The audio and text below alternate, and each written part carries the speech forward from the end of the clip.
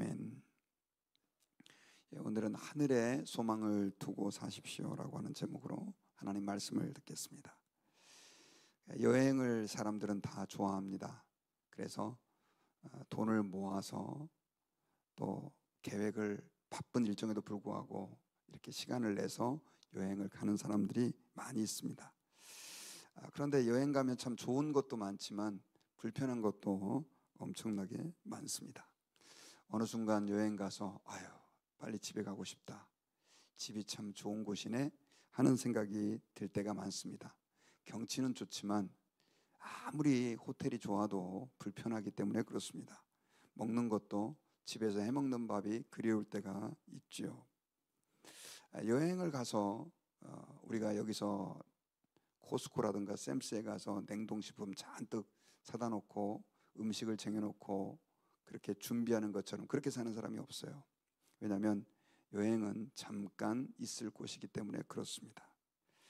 여행 가서 월세방 얻는 사람도 없습니다. 조금 불편해도 그냥 숙소에서 이렇게 호텔에서 혹은 어떤 사람은 집을 렌트해서 씁니다. 그 이유는 여행이라고 하는 것은 잠깐 지나가는 시간이다라고 생각을 하기 때문에 그렇습니다. 우리가 이 땅을 사는 삶도 성경에서는 나그네 인생이다라고 표현을 했습니다. 우리는 이 땅에 영원히 살지 않습니다. 우리가 앞으로 이 땅에서 생명이 끊어지는 날 우리는 주님 앞에 가 살게 되고 예수께서 재림하시는 그날 새 하늘과 새 땅에서 우리는 영원한 생명을 누리게 됩니다. 그런데도 불구하고 이 땅의 삶이 다인 것처럼 착각을 하면서 사는 사람들이 참 많습니다. 내가 마치 영원히 여기 머물 수 있는 것처럼 우리가 생각을 하는 거죠. 여행 가서 잠깐 있을 것인데도 불구하고 코스코 가서 샘스 가서 음식, 식품 잔뜩 사다 놓고 쟁여놓는 것처럼 이 땅에서 신앙생활 하면서도 또 이 땅에서 잠시 왔다 우리가 가는 거 알면서도 그렇게 삶을 사는 사람들이 많습니다. 우리가 하나님의 말씀을 들을 때마다 기억해야 되는 것은 우리는 나그네 인생입니다. 주님이 부르면 가는 거예요. 우리가 그런 말 하잖아요. 세상에 올 때는 순서가 있지만 주님이 부르면 갈 때는 순서가 없어요. 지난주에 달라스에서 목회하는 저하고 되게 친한 목사님의 딸이 19살밖에 안 됐는데 그렇게 먼저 하나님 나라 갔다는 얘기를 들었어요. 참 마음이 아파요. 장애가 있는 아이였는데 목사님하고 통화도 못했고 왜 그 아이가 먼저 하늘나라로 갔는지도 잘 모르겠어요.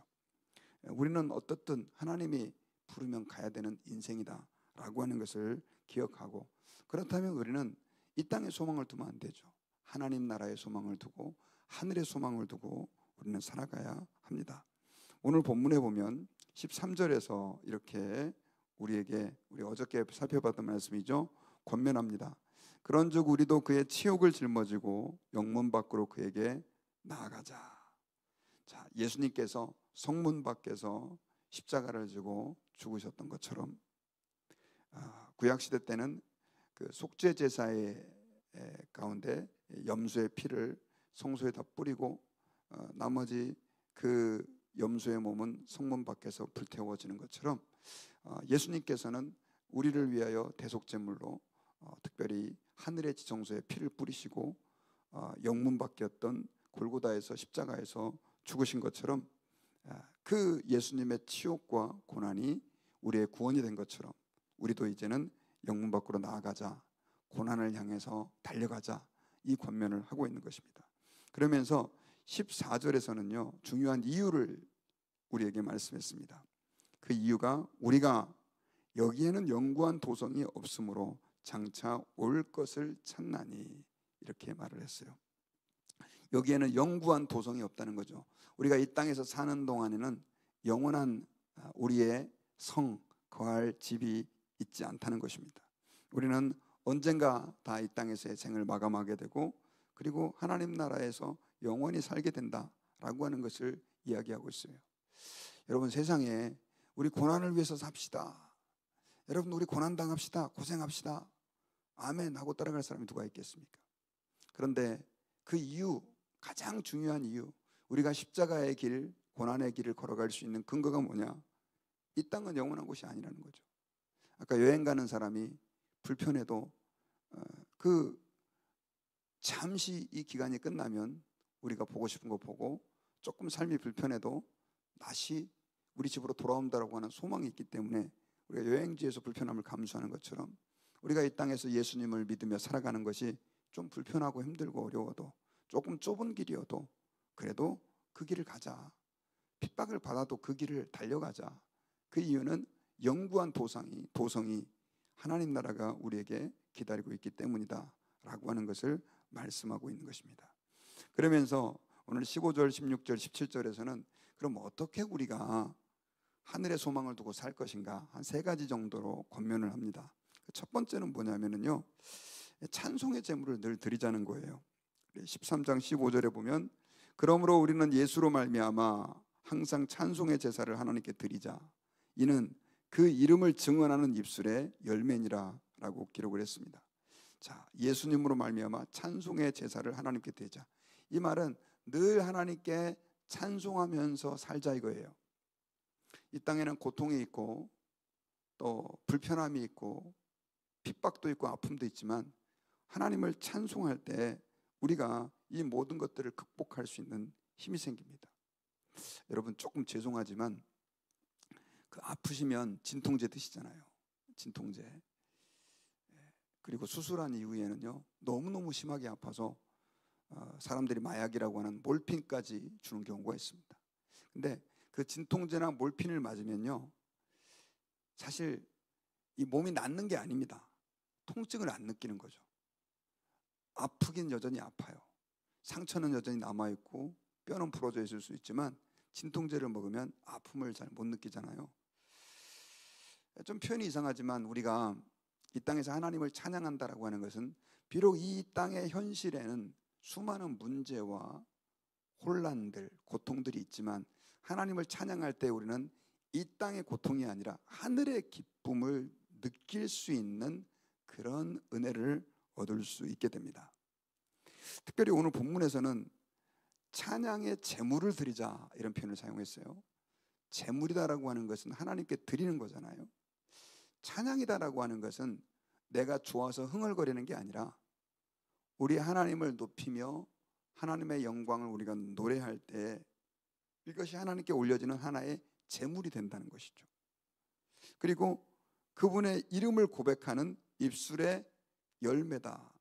그 이름을 증언하는 입술의 열매다. 이 말은 예수님의 하나님의 이름을 우리가 이 땅에 살면서 고백하고 드러내는 하나의 입술의 열매다라고 하면서 찬송의 의미를 오늘 성경에서는 말씀하고 있습니다. 여러분 이스라엘 백성들은요 특별히 제사장들은 성전에서 아침과 저녁마다 번제물을 드렸습니다. 양이라든가 염소를 가지고 하나님께 제물을 드렸었어요. 이것은 아주 실제적이고 구체적인 것이었지 않습니까? 우리는 더 이상 그런 제물을 드릴 필요가 없어요. 와서 뭘 하느냐? 오늘날 우리는 하나님 앞에서 찬송으로 주님께 제물을 드릴 수 있는 것이죠. 제가 오늘 말씀을 준비하면서 그런 생각을 해봤어요. 제가 고등학교 때부터 참 찬양을 많이 좋아했거든요. 그리고 찬양을 많이 불렀는데 나이가 들으니까 어느 순간 옛날만큼 찬양을 안 부른다라고 하는 생각이 들어서 어제는 피아노를 열심히 치면서 1시간 동안 찬양을 불렀는데 얼마나 마음이 새로워지고 제 아내가 좀 시끄러웠을지 모르겠지만 감사했습니다. 여러분 찬양은 사실 나를 위해 부르는 게 아닙니다. 찬양은 우리 주님을 위해서 우리 주님의 아름다우심과 우리 주님의 영광을 우리가 우리의 입술로 고백하며 높여드리는 것이죠. 그 주님을 찬양하다 보면요 하나님께서는 하늘의 기쁨을 우리 마음속에 허락해 주셔요. 젊은이들은 참 찬양을 좋아하는 것 같아요. 많이 불러요. 저희 아이들 이렇게 보니까 샤워하다가도 고세를 못 참아가지고 무슨 블루투스 스피커 가지고 찬양 틀어놓고 흥얼거리면서 진짜 찬양하면서 샤워하고 운전할 때도 잠깐 5분만 운전해서 가면 되는데 그 찬양 틀어놓고 운전하고 그래요. 근데 저는 이제 1시간씩 가도 아무 감각 없이 그냥 그렇게 운전할 때가 있는데 참 내 마음이 많이 옛날보다 굳어졌구나 하는 생각을 하게 됐습니다. 여러분 저는 여러분들의 마음속에 찬양이 회복될 수 있기를 바랍니다. 찬양은 언제든지 부를 수 있잖아요. 물론 교회에서 같이 찬양팀과 함께 부르는 것도 있지만 우리의 삶에서 시장을 가다가 운전을 하다가 또 아까 같이 뭐 샤워를 하다가 빨래를 하다가, 예전에 저는 그 부흥 강사님들이 그렇게 설교한 게 기억이 나요. 옛날에는 빨래판에다 놓고 막 이렇게 비볐잖아요. 그래서 목사님들이 그렇게 찬양하라 그러면서 빨래를 비비면서 나의 죄를 씻기는 예수의 피밖에 없네, 뭐 그거 하라고 했던 그게 지금도 기억이 나는 거예요. 저는 그때 빨래를 그렇게 해본 적이 없기 때문에 무슨 말인지를 몰랐지만, 이게 삶 속에서 이렇게 찬양을 하라는 거구나. 그래서 우리가 삶 속에서 주님을 찬양하다 보면요, 여러분들의 삶의 고통스러운 현실들, 문제들 다 잊어버리고 하나님이 주시는 하늘의 기쁨이 우리 마음 가운데 임하게 돼요. 이사야 43장 21절에서는 내 백성은 내가 나를 위하여 지었나니 나의 찬송을 부르게 하려 함이라. 이 말은 단지 노래가 아니고요, 우리 주님의 그 아름다우심을 우리가 높이고 찬양할 때, 이것이 우리 인간의 가장 근본적인 목적이고, 우리 하나님을 찬양할 때 하나님께서도 기뻐하시고, 하나님이 기뻐하다 보면 우리에게도 기쁨의 감격을 회복시켜 주신다는 사실을 여러분들이 꼭 기억하시고 그 하나님을 많이 찬송하실 수 있기를 바랍니다. 그것이 하나님 앞에서 하늘의 소망을 두고 살아가는 방법이에요. 땅의 것을 극복할 수 있는 하나의 비결이라는 것입니다. 두 번째로는 뭐냐면 16절에서 오직 선을 행함과 서로 나눠주기를 잊지 말라. 하나님은 이 같은 제사를 기뻐하시느니라 그랬습니다. 선을 행하고 나누어 주기를 잊지 말아라. 이것도 제사래요. 하나님은 이 같은 제사를 기뻐하시느니라. 자, 착한 일을 하는 겁니다. 그리고 나누어 주라는 거죠. 여러분, 선을 행한다라고 하는 것은 성경에서 굉장히 포괄적입니다. 그러나 오늘 본문에서 말하고 있는 선이다라고 하는 것은 어려운 사람들을 도와주고 특별히 필요가 있는 사람에게 나누어 주라. 이것이 하나님이 기뻐하시는 제사가 된다라고 하는 것을 말씀하고 있습니다. 여러분, 우리가 사실 이 땅에서 더 많이 가지기를 원하고 더 소유하기를 싫어하는 사람이 누가 있겠어요? 더 많이 가지고 더 소유하다 보면 우리는 이 땅에서 조금 더 편안하게 살 수 있습니다. 그래서 돈 때문에 형제지간에도 부모 자식지간에도 사랑하는 친구가에도 이 관계가 깨지고 나빠지는 일이 얼마나 많습니까? 물질이다, 소유다라고 하는 것은 이 땅을 살아가는 사람에게는 절대적이라고 얘기를 해도 과언이 아닙니다. 왜냐하면 친구 관계가 밥 먹여주지 않거든요. 하지만 돈은 우리에게 밥을 준단 말이죠. 그래서 세상 사람들은 돈의 모든 것을 다 겁니다. 물질의 모든 것을 다 걸죠. 그런데 성경에서는 오늘 뭐라고 얘기를 하냐면 선을 행하며 나누어 주기를 소홀히 하지 말아라. 근데 여러분, 히브리서 저자가 바울, 제가 볼 때도 바울인 것 같아요. 그러나 학자들은 조심스럽게 바울이 썼을 것 같지만 아닐 수도 있다 이렇게 얘기하는데, 이 히브리서를 읽고 있는 독자들은 어떤 사람이냐? 유대인 크리스찬들이었고 그 사람들이 핍박받는 사람들이었습니다. 그리고 특별히 신분상으로도 다 가난한 사람들이었었어요. 가난한 사람들 별로 없는 사람들인데 그 사람들에게 뭐라고 얘기를 하냐면 선을 행하고 나누어 주기를 소홀히 하지 말아라. 자기들 먹고 살 것도 별로 없는데 나누어 주래요. 여러분, 나눈다라고 하는 것은 많이 가져서 나누는 게 아닙니다. 어떤 분이 그런 얘기를 했습니다. 우리가 남들보다 하나 더 가진 것이 있다고 한다면 그것이 어떤 것이든 그것은 하나님께서 이웃에게 베풀라고 주신 선물이다. 우리 성도들 간에, 특별히 저는 이 믿음의 성도들끼리 안 믿는 사람에게도 그렇게 해야 되겠지만 서로 나누어주고 또 그들의 필요를 채워준다라고 하는 것은 우리 그리스도인들로서 굉장히 중요한 의무입니다. 저는 우리 교회 안에서 그런 모습을 참 많이 봐요. 얼마나 감사한지 모릅니다. 김치도 담그면 좀 더 남은 여분이 있으면 필요한 사람에게 나눠주고, 또 집에 있는 물건도 있으면 이거 좀 쓸만한 거, 쓸모없는 건 주지 마시고요, 쓸만한 거 있으면 좀 여분이 있으면 사람에게 나누어 주는 삶. 성경에서는요, 고린도전서에서 무엇을 심든지 심는 대로 거두리라 이렇게 말씀을 했습니다. 우리가 예수님이 누구든지 예수 그리스도의 이름을 믿으면 구원받는다는 말씀을 믿고 예수님을 믿은 것처럼 여러분들 우리가 나누고 베풀잖아요. 이것도 주님께서 우리에게 주신 약속이고요, 심는 대로 거둘 것이다라고 하는 것도 주님의 약속입니다. 여러분, 우리가 심는다라고 하는 것은 베푸는 거예요. 나누는 거예요. 하나님 앞에서 특별히 이 땅에서의 모든 사람들은 더 가지려고 하고 더 소유하려고 해서 살아가는데, 우리 예수 믿는 사람들, 하늘의 소망을 두고 사는 사람들은 우리가 잠시 왔다 가는 것이니 하나님 앞에서 나눌 수 있다면 최대한 우리 이웃들에게 나눌 수 있기를 주의 이름으로 부탁드립니다. 이것은 단지 물질적인 것만이 아니죠. 여러분들이 가지고 있는 재능, 또 여러분들이 가지고 있는 어떤 것이든 간에 내가 도움이 될 수 있는 것이 있다고 한다면 우리 다른 사람들에게 도우면서 나누면서 살 때 주님께서 기뻐하시는 제사가 된답니다. 이게 제사다라고 하는 것은 예배죠. 하나님이 예배를 얼마나 좋아하세요. 예배를 좋아하시는데 그 예배는 예배당에서 모여서만 하는 게 예배가 아니라 다른 사람에게 나누어 주는 것 자체가 예배가 됨을 기억하실 수 있기를 바랍니다. 그리고 마지막으로는 17절에서 영적 지도자들에게 순종하고 복종하는 것이 이 땅에서 살아갈 때 하늘의 소망을 두고 사는 삶이에요. 자, 우리 17절에 보면 너희를 인도하는 자들에게 순종하고 복종하라. 그들은 너희 영혼을 위하여 경성하기를 자신들이 청산할 자인 것 같이 하느니라. 그들로 하여금 즐거움으로 이것을 하게 하고 근심으로 하게 하지 말라. 그렇지 않으면 너희에게 유익이 없느니라. 제가 주일날 여러분들과 함께 이 말씀을 나누기도 했습니다. 여러분, 우리는 이 땅을 살아가면서 마치 이사야 53장의 말씀처럼 제 길로 갈 때가 있어요. 제 길로. 여러분, 양들은 그렇답니다. 이 목자가 없으면 살아갈 수 없는 존재가 양이래요. 그래서 고대부터 시작해서 반드시 양은 목자가 있었어야 됐었어요. 야생동물들은 목자가 필요 없습니다. 목자의 말 듣지 않죠. 양들은 목자의 인도를, 보호를 받으며 살아갑니다. 하나님께서는 성도들을 그런 방식으로 양육해가고 길러나가고 인도하는 방식을 취하셨어요. 왜냐하면 우리 인간은 죄로 인해서 타락을 했어요. 죄로 인해서 타락했다라고 하는 얘기는 무슨 말이냐면 우리의 지성이, 하나님을 아는 지성이 어두워졌다는 뜻입니다. 하나님을 아는 지성이 어두워졌다는 얘기는 우리가 다 하나님을 모르게 됐다는 거예요. 그러니까 우리가 하나님을 알라 그러면 하나님이 우리에게 성령을 통해서 깨달음을 주셔야 돼요. 에베소서 우리 1장에 보면 지혜와 총명을 우리에게 주셔야만 우리는 하나님을 알 수 있어요.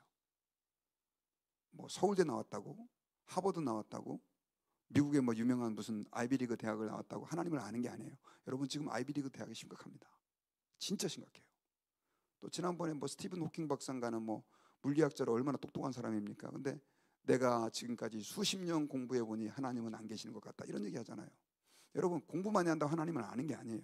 그럼 어떻게 우리가 하나님을 아느냐? 하나님이 우리에게 지혜를 열어줘야 되는 거예요.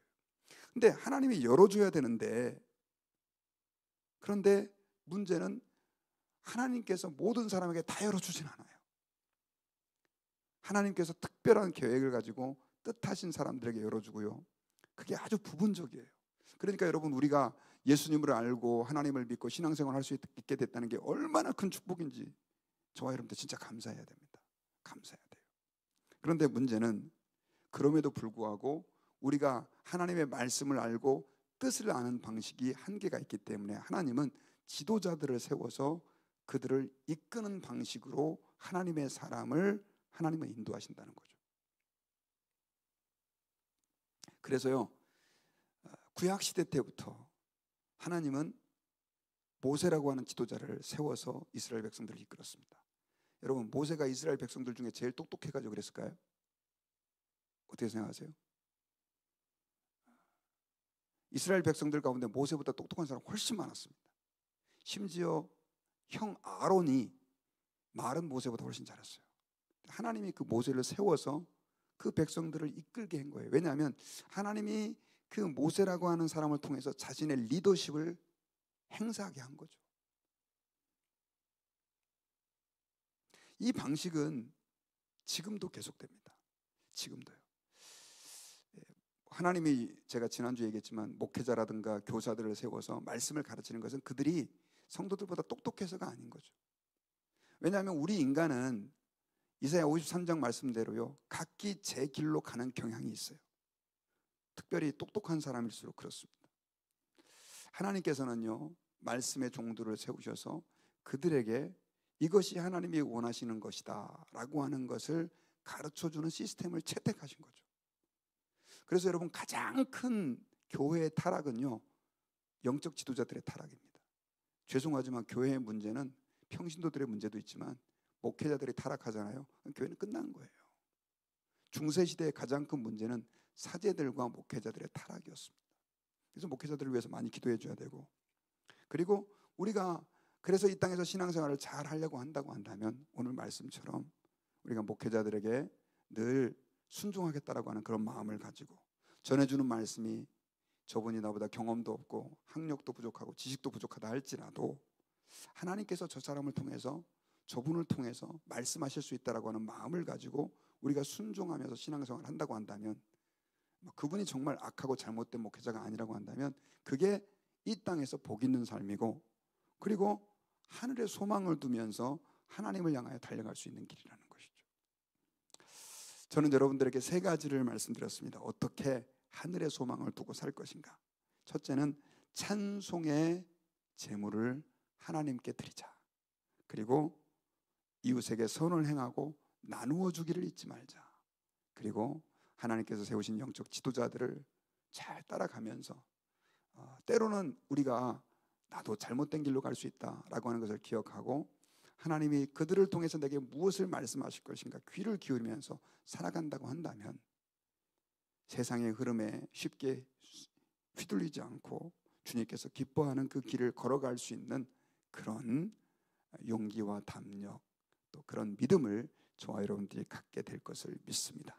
그 은혜와 축복이 저와 여러분들 모두에게 있기를 주님의 이름으로 축원합니다. 기도하겠습니다. 아버지, 감사합니다. 오늘 말씀을 통해서